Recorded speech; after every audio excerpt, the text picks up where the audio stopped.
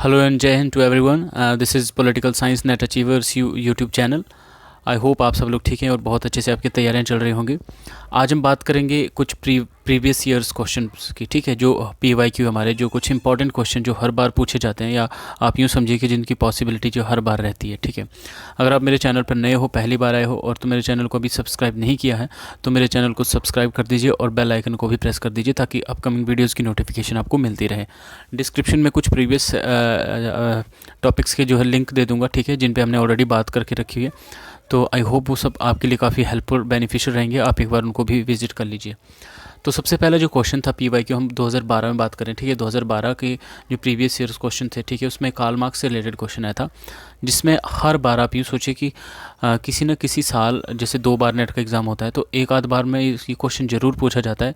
Karl Marx की जो writings है, ठीक है, ये सारी आपने जो इम्पोर्टेंट है फ़िलहाल मैं वो अभी आपको बता रहा हूँ, क्योंकि यही जो बुक्स हैं वो पूछी जाती हैं और वो कहीं ना कहीं मैच करने के लिए पूछी जाती है, सीक्वेंस वाइज पूछी जाती है कि कौन सी बुक जो है किस ईयर आई है, आप जो है सीक्वेंस में बताइए कार्ल मार्क्स की बुक्स, ठीक है। तो जो इम्पोर्टेंट है मैं यहाँ पे वही शो कर रहा हूँ, बाकी आपने सारी बुक्स देख लेनी है। और ये याद रखिए कि आप कार्ल मार्क्स की बुक्स को मिस मत कीजिएगा, क्योंकि आपका वहाँ से नंबर पक्का है, ठीक है। तो 1843 में ऑन द ज्यूइश क्वेश्चन, ठीक है, ऑन द ज्यूस क्वेश्चन, ये 1843 में बुक आई थी।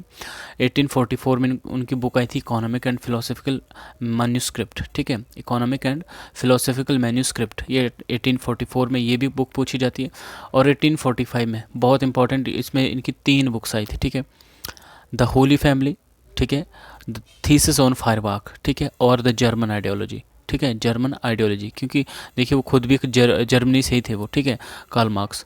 और आपको एक बात और बता दूं, ठीक 1845 है ना जैसे, तो इसके 100 साल बाद अर्थात 1945 में, ठीक है, कार्ल पॉपर ने एक बुक लिखी थी, open society and it's enemy, ठीक है। और उसमें उन्होंने जो है कार्ल मार्क्स को जो है एक मुक्त समाज का जो शत्रु कहा है, ठीक है। कार्ल मार्क्स के साथ उन्होंने प्लेटो और हीगल को भी कहा है, ठीक है, कि वो जो है ओपन सोसाइटी के एनिमीज़ हैं, शत्रु हैं, ठीक है। तो देखिए कार्ल मार्क्स की बुक जो 1845 में जर्मन आइडियोलॉजी आई थी, इसके ठीक 100 साल बाद जो है open society and its enemies, Karl Popper की बुक आई, ठीक है। उन्होंने कार्ल मार्क्स को जो ओपन सोसाइटी का शत्रु कहा। तो ये जस्ट एक याद करने का मैं निमोनिक बता रहा हूँ कि 1845 और 1945 में कौन सी बुक आई थी, किसकी थी और कैसे याद रखें हम, ठीक है। तो 1847 में जो है द पॉवर्टी ऑफ फिलोसफी, ये बुक जो है कहीं ना कहीं एक रिस्पॉन्स के तौर पर इन्होंने लिखी थी, किसके लिए, प्रूदो की एक बुक आई थी, ठीक है। प्रूदो कौन थे, प्रूदो भी एक आप यूँ सोचिए कि एक एनार्किस्ट थे, ठीक है, एक अराजकतावादी सिद्धांत के कहीं ना कहीं एक प्रपाउंडर थे, ठीक है। ये लोग ये भी कहीं ना कहीं राज्य विहीन समाज की एक कल्पना करते हैं, ठीक है। तो फिलोसफी ऑफ पावर्टी इन्होंने 1846 में ये बुक लिखी, ठीक है, 1846 में ये बुक लिखी, फिलोसफी ऑफ पावर्टी। और जिसके अगेंस्ट, या आप यूँ कहिए कि जिसके आंसर में जो है कार्ल मार्क्स ने 1847 में the poverty of philosophy book लिखी। तो यहाँ पे 2 बुक्स आपको ये याद हो जाएंगी, 1846 और 47 में, ठीक है। और 1848 में जो उनकी बुक आई थी कम्युनिस्ट मैनिफेस्टो, बहुत इंपॉर्टेंट और कई बार ये पूछी जाती है, ठीक है। 1859 में critic of political economy, critic of political economy, ये भी बहुत इंपॉर्टेंट इनकी बुक है। और 1867 में दास कैपिटल, ठीक है। और दास कैपिटल का पूरा नाम क्या है, a contribution to the critique of political economy, ठीक है। तो ये कब आई थी, 1867 में। और फाइनली एक बहुत इंपॉर्टेंट इनकी बुक जो पूछी जाती है वो थी 1875 की क्रिटिक ऑफ गोथा प्रोग्राम, ठीक है, क्रिटिक ऑफ गोथा प्रोग्राम। तो ये सारी आपके एग्जाम के लिहाज से बहुत इंपॉर्टेंट है। अगर आप सिर्फ इन्हीं को भी तैयार करके जाओगे तो आपका क्वेश्चन पक्का हो जाएगा, ठीक है।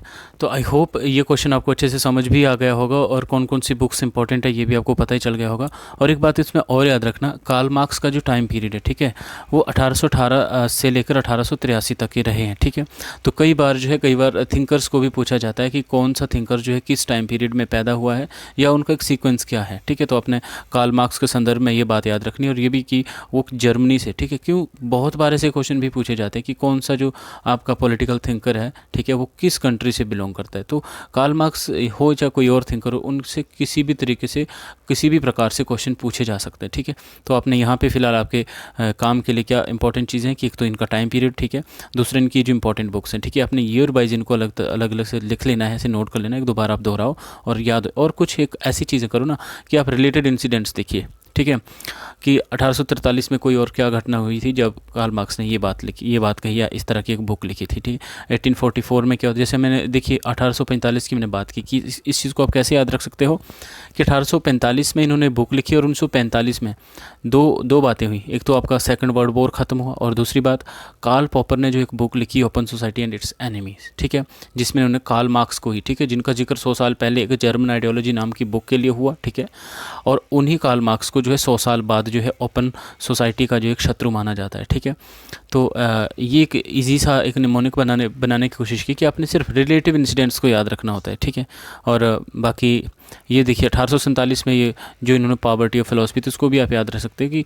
प्रूदो ने जो 1846 में फिलोसफी ऑफ पॉवर्टी बुक लिखी थी, इसके रिएक्शन में इन्होंने ये बुक लिखी थी। ठीक है, तो इस तरह से आप मैं आपको एक तरीका बता रहा हूँ याद करने का। ठीक है, कि आप रिलेटेड इंसिडेंट्स को भी कहीं ना कहीं नोट करके रखिए, तभी आपको ये चीज़ें अच्छे से याद भी रहेंगी और सीक्वेंस वाइज रहेंगी। ठीक है, बाकी थैंक यू, मिलते हैं नेक्स्ट लेक्चर में, तब तक जय हिंद।